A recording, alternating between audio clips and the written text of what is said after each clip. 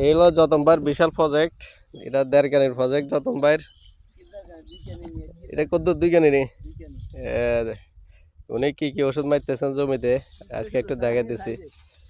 তো এটা কি কৃষি অফিসারে দিছে যতন ভাই নাকি? আচ্ছা আচ্ছা, তো দেখেন যতন ভাই কি কি দিছে। আরে কয়টাও দিছে এটি? এটার নাম কি? এগ্রো জিঙ্ক, এটা জিঙ্ক। হ্যাঁ, এটার নাম জিঙ্ক। আর এটার নাম কি? এসাটাপ। আচ্ছা, এটাও জিঙ্ক। তো জিঙ্ক এগুলো আপনি ছোট ছোট প্যাকেট দিছে, একসাথে দিতে পারতেন না? একসাথে এক প্যাকেটে দিলে তো ভালো। এটা এনে উল্টান না, এমনি এমনি দেখেন, এনে দেখেন। এটার নাম হলো ইন্ডোফিল। এটা তো লাগে ও এটা ছত্রাকনাশক। আর এটা হচ্ছে এসিটাপ, ওজল। এটা ছত্রাকনাশক। ভাই রে ভাই, কাটাপ। এটা হলো কাটার ওষুধ। আপনি তো মোটামুটি যা আছে কোনোটা বাদ দেন না, মানে সব একসাথে মারতেছেন। ঠিক আছে, যতন ভাই এটা 2 কানি কেন? ওনার প্রজেক্ট মার্শাল্লাহ, দাম তো অনেক সুন্দর হয়েছে। তো এটা মাটি কাটা জমি ছিল, কিন্তু এই জমিরে যতন ভাই যে এই ফসল, মানে এটা কল্পনার বাইরে। তো এটার ভিতরে আমার কিছু যতন ভাই আমার কোন দিয়ে দেন না। আচ্ছা, এখানে আমার থেকে 15 মুঠা নিয়ে নিয়েছেন আপনি? হ্যাঁ, 15 মুঠা জ্বালানি ছিল যতন ভাই, এগুলা লাগাইছে এই সাইডে। এটা হলো এগুলো তো মানে মুন্সিরাটের গান। এটা বঙ্গবন্ধু 100। এটা 100। আচ্ছা, এটা হলো 108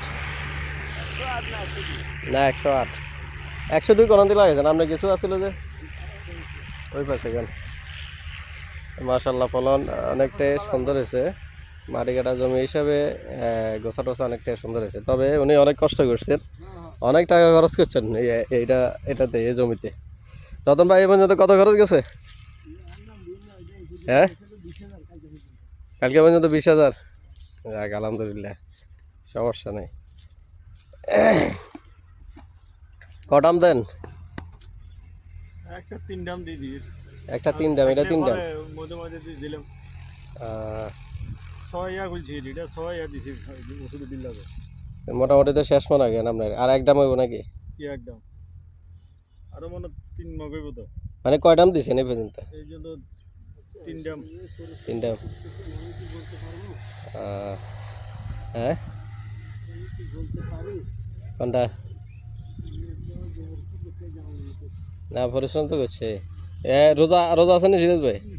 রোজাও রাখছেন? না, আমি অনেক কষ্ট করছে। সকালে তো দেখলাম যে এটি গার্ডের।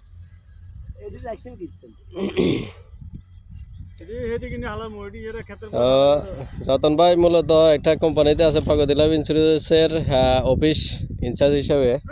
উনি এটার পাশাপাশি এই জমিগুলো করতেছেন। তো মোটামুটি দেখেন, আসলে উনি কৃষিকাজ না করলেও পারে, কিন্তু কৃষি ভালো লাগা থেকে এই কৃষিকাজ করতেছেন। বাড়ির পাশে, ওনার বাড়ি বললে এটা, এই বাড়ির পাশে একটু নিজেদের খোরাকের জন্য, কেন না বেচবেন, নিজেদের খোরাকের জন্য এই জমিগুলো লাগাইছেন। তো মাশাল্লাহ, ফলন আশা করি অনেকটাই ভালো হবে। গতকালকে কৃষি অফিসার দেখে গেছেন, তো ওনার সাজেস্ট অনুযায়ী চলতেছে।